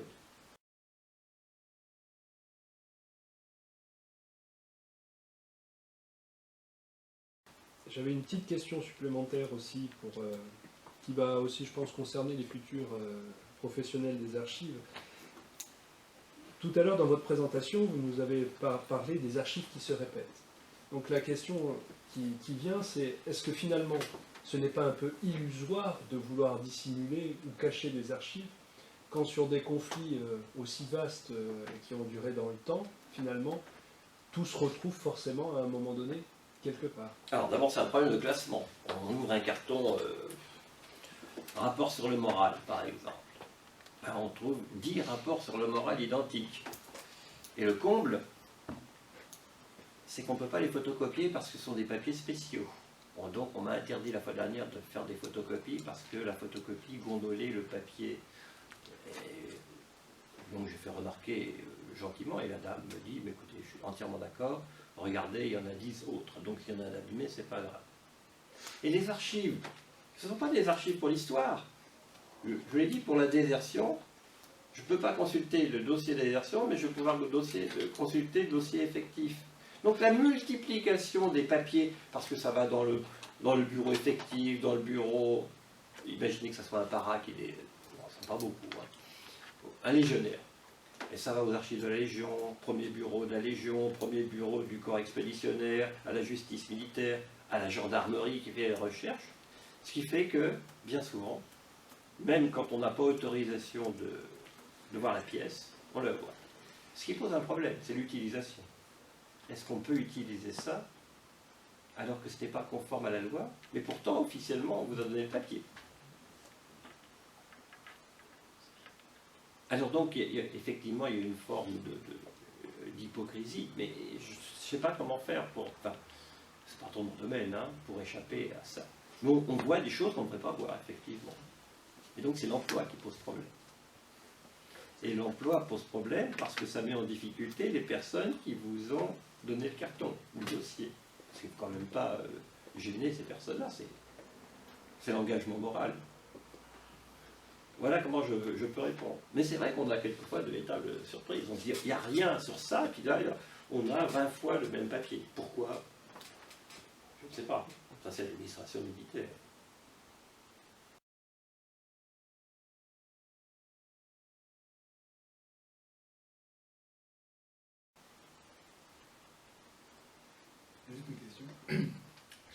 Pierre Schoenhofer, prisonnier en mai 54 à Dien Bien Phu. Il a filmé la base de Dien Bien Phu pendant l'intégralité, et on n'a pas les images parce qu'elles ont été prises par le Viet Minh, détruites. Et par contre, il dit qu'il a réussi à en garder une certaine partie sur lui, dissimulée, mais qui personne ne sait jamais ce qui est devenu. Est-ce que vous avez Ça, je ne sais pas, parce que la petite histoire dit qu'il a essayé de faire passer des choses dans les plâtres de gars qui ont été rapatriés, et je ne sais pas. Ça, franchement, je ne sais pas. J'ai vu aussi que Ça a peut-être été récupéré par les gens de l'armée populaire, c'est possible aussi. Hein. Ça, je ne sais pas répondre. J'ai vu quelque chose là-dessus sur le fait qu'ils les auraient détruits avant justement que... Ah, c'est possible aussi. une partie, il regarde une autre, je pense. Oui, non, il a regardé. La majorité l'a détruit, mais une partie. Il ne faut pas oublier qu'il y a aussi une réécriture de l'histoire par les témoins. Alors, réécriture volontaire ou involontaire. J'ai eu des témoins qui m'ont envoyé ce qu'ils avaient à m'envoyer à la fin des années 70 et qui m'ont réécrit à la fin des années 90, qui ne m'écrivaient pas exactement la même chose. Qui s'est penché, qui disait plus de choses dans les années 90 que dans les années 70. Et c'est presque normal, ça. On a vu la même chose pour les résistants. Mais, je l'ai dit, pas de moyens, donc je n'ai pas pu mener à bout mon projet de ressources. Et donc, j'avais vu le ministre Mekachera, et il m'a dit on a de l'argent pour l'Algérie, pour l'Indochine. Mais qu'est-ce que c'est que l'Indochine? C'était presque ça. Alors que lui était un ancien des tirailleurs algériens en Indochine. Ça ne s'intéresse pas. Puis c'est une guerre perdue, ça on ne s'équipe pas. On ne s'intéresse pas aux équipes de foot qui perdent. C'est vrai, mais c'est pareil.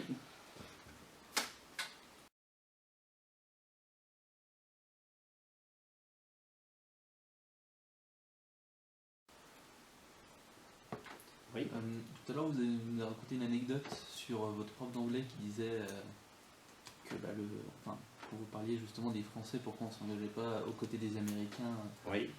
Du coup, en 55, est-ce que justement un contingent ou alors des transmissions étaient encore actives avec les Américains justement dans le transfert d'informations pour justement aider les Américains? Ah oui, alors c'est un très, très vaste problème.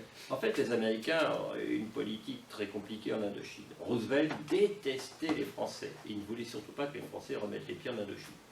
Il a eu la bonne idée de mourir, et comme Truman sentait qu'il se passait quelque chose avec les Russes, Truman s'est dit on aura peut-être besoin un jour des Français et des Anglais.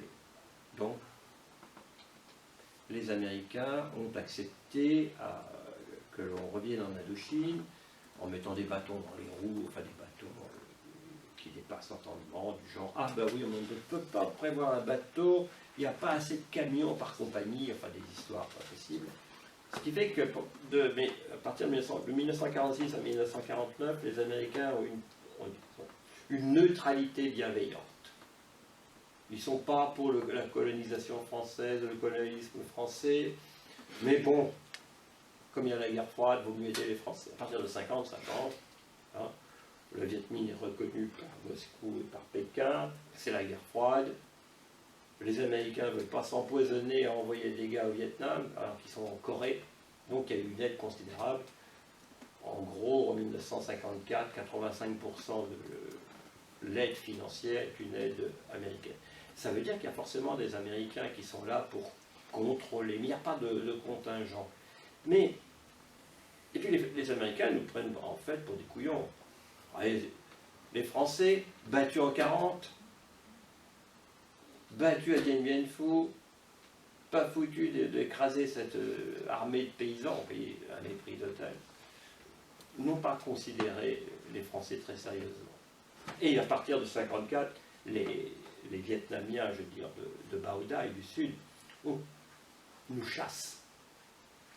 Et il y a une américanisation. Et on peut dire que les Américains ne jouent pas à franc jeu. Au moment de Dien Bien Phu, le général Navarre me disait que les services secrets américains espionnaient les messages de l'état-major français et que lui-même avait été obligé de créer un code spécial pour communiquer avec Paris, de façon à déjouer les services secrets américains. Donc, les Américains sont présents en Indochine, si vous voulez. Alors, Quelquefois, ils sont présents par la bande. Par exemple, en Dien Bien Phu, il y a certains pilotes, des tigres volants, qui sont des mercenaires, qui servent dans les avions qui parachutent des armes. Il y a sans aucun doute des armuriers américains qui sont sur les bases à Bac Mai, à Nha Trang, qui sont là pour réparer les avions. Donc les Américains sont là. Mais officiellement, ils ne sont pas là. Parce que autrement, ça déclenche une troisième guerre mondiale. Mais les Américains, vraiment, n'ont pas tenu compte de nos... on dirait aujourd'hui du retour d'expérience. Ils avaient leurs idées. Ce qui fait que, au Vietnam, pour une catastrophe. Avec des moyens gigantesques. Le poste de Plei Rin, en 1953, vous connaissez pas, c'est sur les hauts plateaux. Il y a une garnison française attaquée par l'armée populaire. Elle a eu droit à 300 sorties aériennes. Bien. Le poste de Plei Rin, qui est occupé par des bérets verts américains, a eu droit à 6500 sorties aériennes. Et on ne compare quand même pas un B-26 qui peut lancer 2 tonnes et demie de bombe avec un B-52 qui peut en projeter 25 tonnes, 30 tonnes d'un coup. Les Américains n'ont pas tenu compte du tout de l'expérience française. Et je crois qu'ils ont commencé à s'intéresser aux méthodes de contre-guérilla, et donc Christophe va nous le dire, en Afghanistan. Là, il y a eu des liaisons. Enfin, ils ont essayé, du moins. Oui, de repartir sur certains théoriciens, Oui. effectivement, de la guerre d'Algérie. Mais ça, on ne le voit pas dans les archives. Parce que le général Delattre a viré les Américains. Les Américains, donc les Français voulaient organiser ces groupes de contre-guérilla. Les Américains ont dit absolument d'accord, on vous donne les fonds, oui, mais on veut contrôler. Delattre a dit, vous ne contrôlerez rien du tout. Donc il y a eu des problèmes. Il y a une thèse qui a été soutenue il y a quelques années maintenant par Elie Tenenbaum, qui avait travaillé sur les passages de savoir-faire contre-insurrectionnels entre les différentes armées américaines, anglaises, françaises, etc.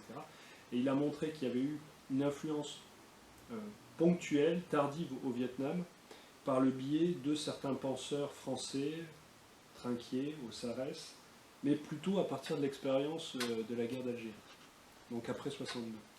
Finalement, ce qui a été l'expérience directe de la guerre d'Indochine, voilà, n'a absolument pas été pris en compte. C'est ce qui s'est passé ensuite par le filtre de la guerre d'Algérie, qui a été ensuite plus ou moins transmis imparfaitement, trop parfaitement aux Américains, et voilà, pour les résultats qu'on connaît.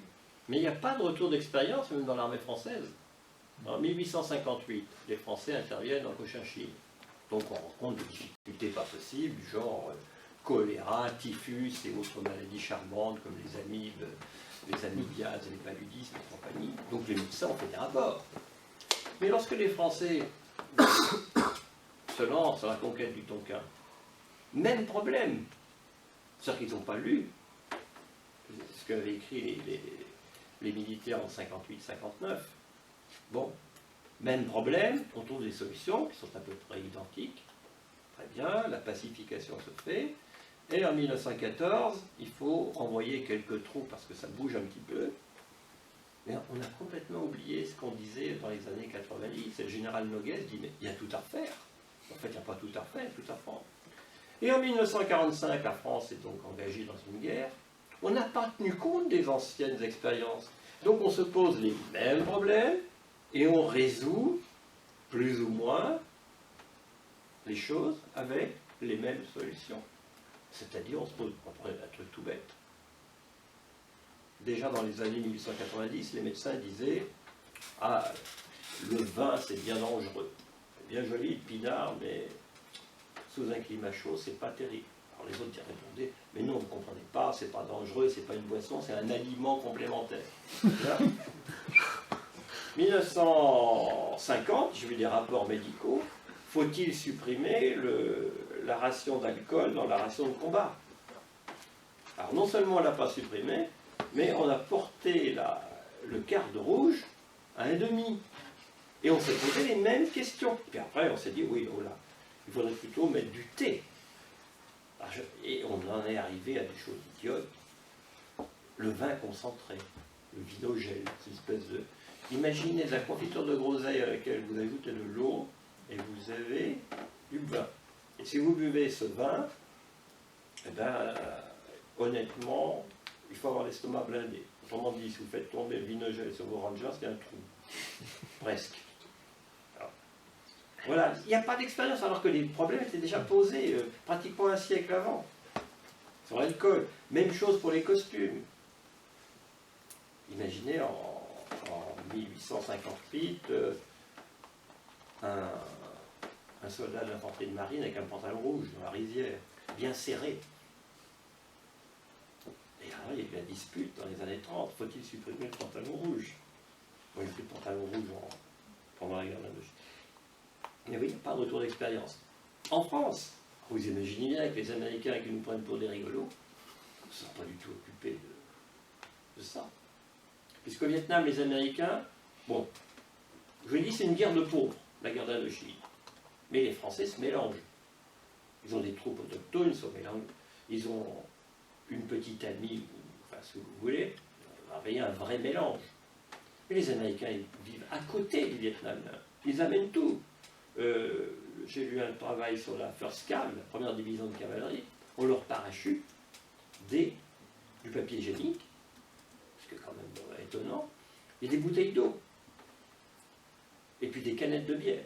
Puis après, on s'est aperçu qu'il ne fallait pas laisser les canettes de bière sur le terrain parce que les Viettes s'en servaient pour faire des ailettes de grenades ou de mortier. Mais c'est pas du tout pareil. Alors, pas d'expérience chez nous, alors vous pensez que les Américains n'ont rien à faire des petits Français.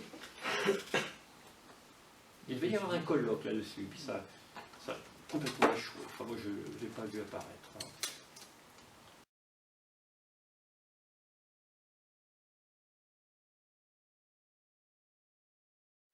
J'ai une question pour terminer encore. Et puis, Je voulais savoir, est-ce qu'il y a eu des fonds internationaux d'archives qui pourraient être mobilisés pour compléter ce qui peut manquer du côté français?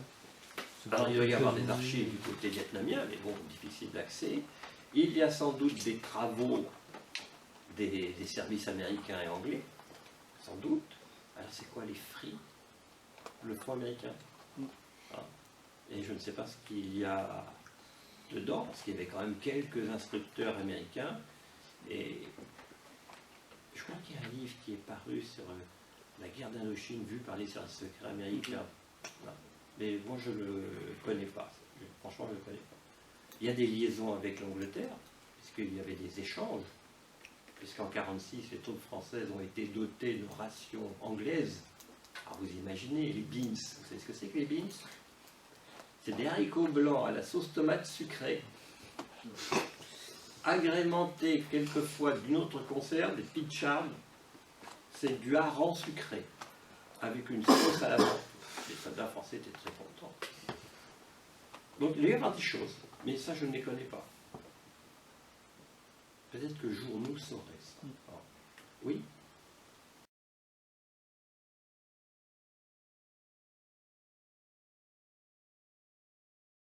Il y a une autre question. oui. Dernière question, termine par là. C'était juste, vous avez eu un mot sur le danger que représentait l'informatique, le numérique, par rapport aux archives papier.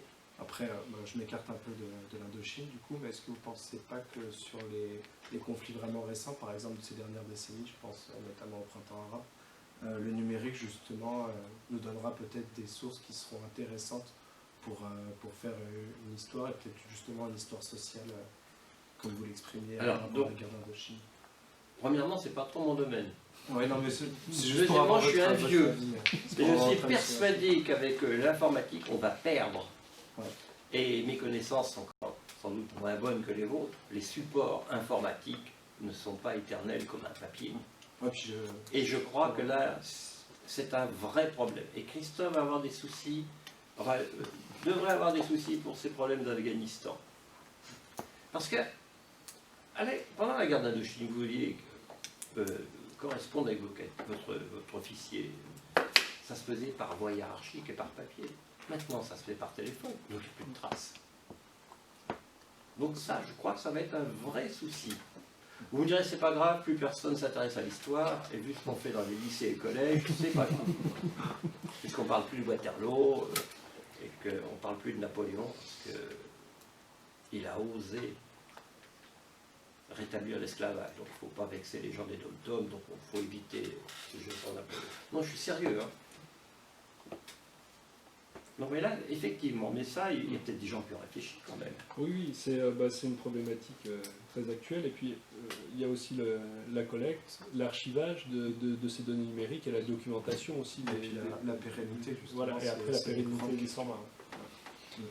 Mais finalement, depuis la tablette en argile jusqu'au même au papier, la question de la collecte, de la préservation, et puis voilà, se pose dans des temporalités différentes. Mais, Encore que la tablette en argile pose problème. Mm. S'il pleut, c'est fichu. On a les tablettes en argile quand les villes ont été saccagées et brûlées. Ça a durci l'argile, autrement on n'a plus rien. Voilà, mais je crois qu'on peut remercier M. Baudin. Merci beaucoup.